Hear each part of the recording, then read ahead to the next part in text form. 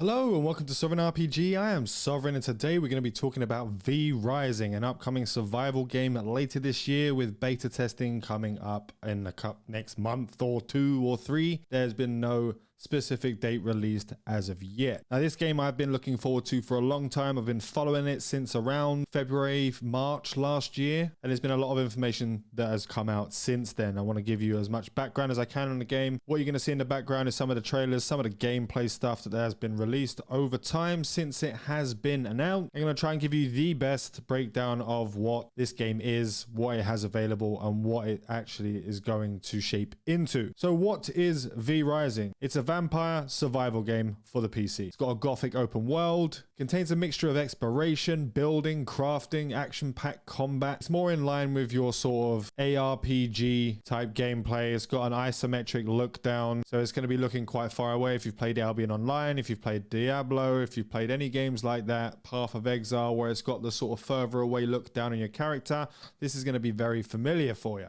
It's going to be a multiplayer game and you can play it solo or you can create a co-op, you can create a clan, and the world is going to be open completely with both NPCs and players, offering both PvP and PvE challenges. You'll be able to power up your character by obtaining unholy abilities, crafting armor and weapons to make him a little bit stronger, and there's plenty of things like getting yourself some vampire servants, building up massive vampire castles, and all that good stuff. So that's a basic breakdown of what the game is going to be. Now let's go a bit deeper into each of the aspects. Now I guess we should start off by talking about Stunlock Games, the developer that is creating this game. They are based in Sweden. They have had varying success with other games like Battlerite and Battlerite Royale. Now they weren't massively popular on the grand scheme of things, unlike a lot of other games that have come out in that sort of period of time. But if you look at the Steam store and look at the reviews on Steam, if you look at all the critiques, you go on all the websites, they were given really good reviews across the board from both players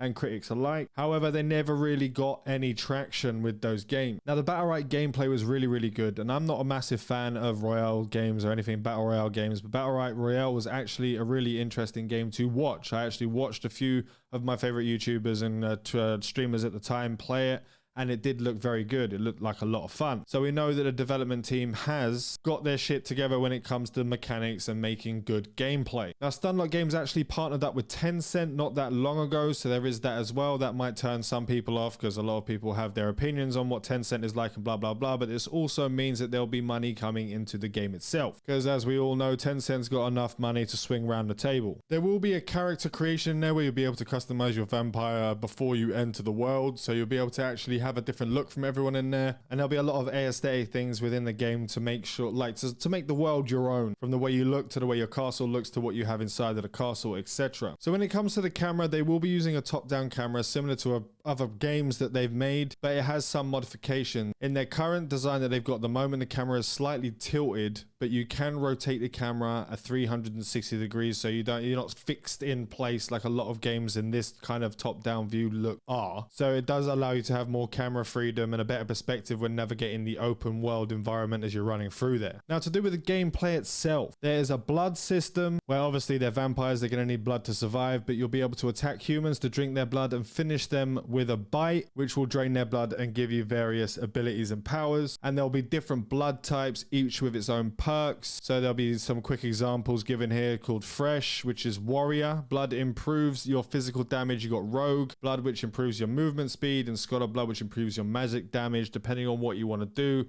you'll go around and find the NPCs you want to level up that sort of side of thing, and you'll drink their blood and gain some more ability. Certain blood does give more advantage in combat situations, while the worker blood will be a safe bet if you're out gathering resources, etc. Now we don't know if that's going to disappear over time or if it's just going to be a way of leveling up your character is by taking the different amounts of blood from different humans around the map. Now the building within the game is very interesting. There's going to be PvP aspects to the game, so your base can be raided by other players. Now obviously with any games that are in a survival, if you're working as a team, you're going to have a much better time to build up your base and get your defenses up and running much quicker than if you're playing solo. And I don't believe the game is going to have a single player only setting, but I haven't been able to confirm that by looking over all the different news and stuff. So there may be a single player and there may be a multiplayer separate from each other, but as far as I can tell, there's only going to be the one single massive server of players. So there'll be different castle ruins around the world, and you'll be able to claim and rebuild build them. It sort of works as a clan base where you'll drop your loot, you'll craft your items, and you'll keep your army of vampire servant. And you'll be able to craft the castle piece by piece, putting up walls and doors, constructing workstations, among other things. And there'll be different vampiric styles of like how you're going to be putting up their aesthetically pleasing, as we said earlier. Now, talking about the vampire servants, they're currently working on a system that has been more fleshed out over time. You'll be able to hunt down humans and actually convert them to the core, so there'll be warriors, archers, and mages to grow your army of darkness, and they can protect your domain and stand ready in case anything happens along. It's going to be kind of like having your NPCs stand guard in Conan Exiles or in Myth of Empires. They're going to be sort of a defensive thing where you can use them to attack or you can use them in defenses, and you'll also be able to place them on things like crafting stations, etc., a lot like Conan Exiles and Myth of Empires. But you will need to have a coffin for every one of your followers, because they will become a vampire. You won't be just like having human, you will be turning them into vampires, so they will be helping you out. Now, I really love the idea of those sort of things. I love that in Conan Exiles. I love it in Myth of Empires. The NPC system where you can have them as your followers is a really, really big plus for me personally. So it's really good to see that it'll be in this game. Now, there's going to be a sort of day and night cycle where daytime will have a significant impact on your gameplay, because you obviously, if you're going to get exposed to sunlight, being a vampire,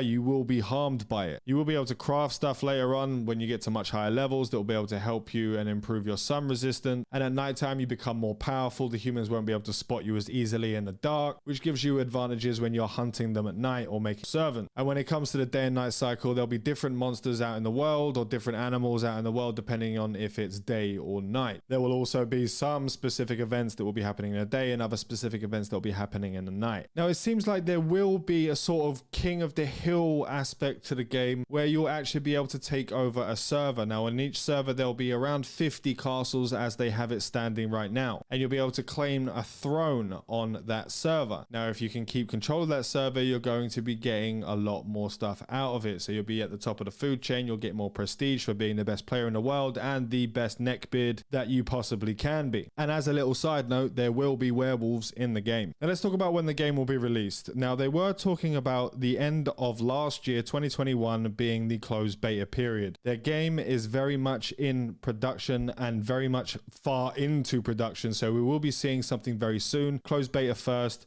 For certain people, you have to sign up for it, so make sure I'll leave a link down in the description for you so you can go and sign up for the actual closed beta. That will be coming up in the next month or two. So as I said, make sure to go sign up if you would like to check this game out in a closed beta. Now, there's been various actual Q&As that have been happening over the past couple of months. So we're going to go through some of those questions and maybe I'll be able to answer some of these things for you. Like, there will be a full loot system. When you die, you will wake up naked in a coffin and people will be able to loot you. But you can run back if you die in PvE and pick up your stuff before someone else finds it out in the world, because there will be other people out in the world there trying to get you. There will not be any friendly fire, and combat is permanently active, so you will and can be attacked at all times in PvP. There's no turning off of PvP function, but you can't deal damage to any vampires that are in your party or your clan. You will be able to unlock new technology and gear in the castle. Expanding the castle and upgrading its rooms will allow players to access a wider variety of equipment. The more the castle will grow, the more you will discover, and the better the stuff that you'll be able to craft will be. Now, there will be private servers available, and those private servers will be the way that you'll be able to play solo. As you said earlier, there's going to be only the main official servers will be PvP oriented, and there will be very competitive. So expect to be blown up on several occasions, but there will be the option to start up a private server eventually. We don't know if it's going to be on launch, and they have said there could be 40 to 80 players on any given server, and they hope to be able to, as we said earlier, fit the 50 castles into the world. And lastly, we'll talk about the mounts. There will be mounts in the game. They will be the most effective way of traveling around the map, so you'll be able to get horses. We don't know if there's going to be anything else in there like giant bats or something, which would be kind of cool, but I think they're going to be sticking with horses for a little while. And it can be stolen or killed by enemy vampires, but make sure you have to keep it, because if it dies, it will die and that's it. And the developers have talked about how they are very proud of the mounted combat, which means that basically you'll be able to only use weapons on your horse. You won't be able to use the spell kits, but they're very proud of the mounted combat within the game itself. Now, I have been following this game for a long time, and I will continue to follow it. If we get any more news regarding V Rising in the coming months, I'll be the first one to let you guys know. So make sure to like the video if you do enjoy my content. If you'd like to see some more survival gaming content, make sure to throw up a subscribe. If you'd like to support the channel, we do have a Patreon in the description. I want to thank you all for watching. Fly safe and avoid local chat scams.